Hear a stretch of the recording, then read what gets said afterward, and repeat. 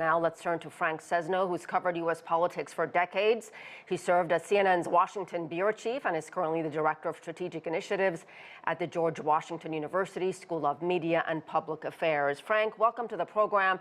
I just want to get your take about what you thought about this slick video, highly produced. What did you think about the message, the images, and this theme of fighting for freedom?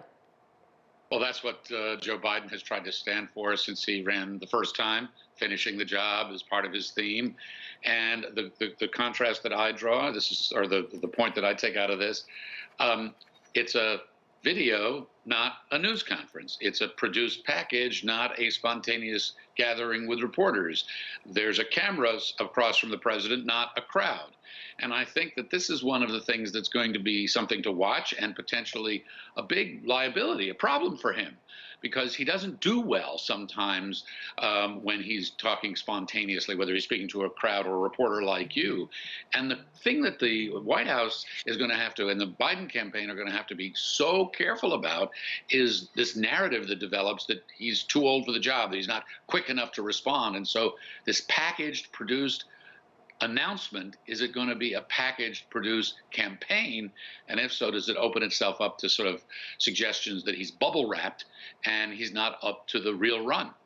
So how much of a liability is this age issue? And of course, something Nathan, our correspondent, also brought up, his dismal approval rating. Look, it's part of a package here. The age sort of layers on top of the fact that he's never been, really since he's been president, a beloved president. Ronald Reagan was the oldest president in American history when he served. I covered that White House as a White House correspondent for CNN, and we would go to college campuses, and there were 18 and 19-year-olds ecstatic to see this old man.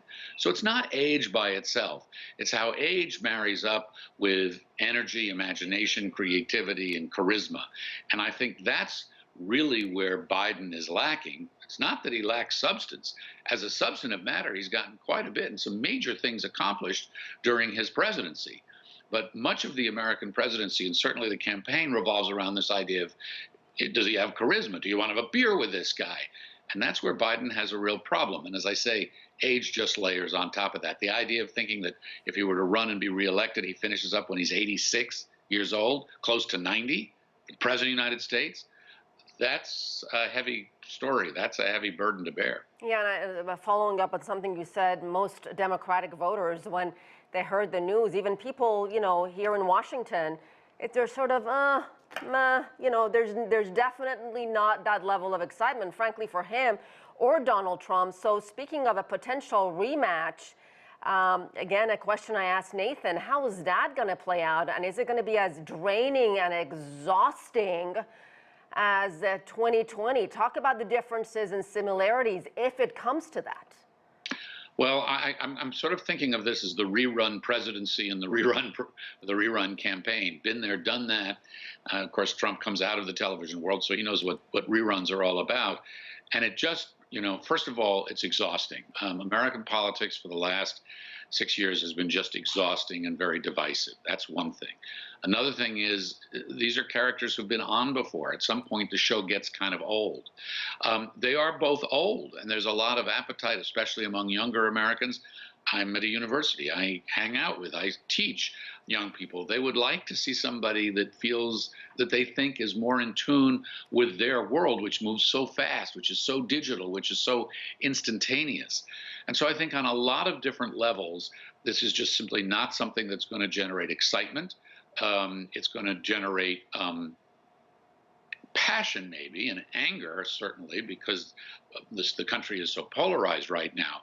But it's certainly not going to be an election, a campaign built around idealism and hope in the traditional sense that we've seen it in American politics periodically, or for that matter, that Joe Biden tries to ignite when he's speaking. He wants to connect with that sort of hopeful narrative, and it just hasn't happened for him.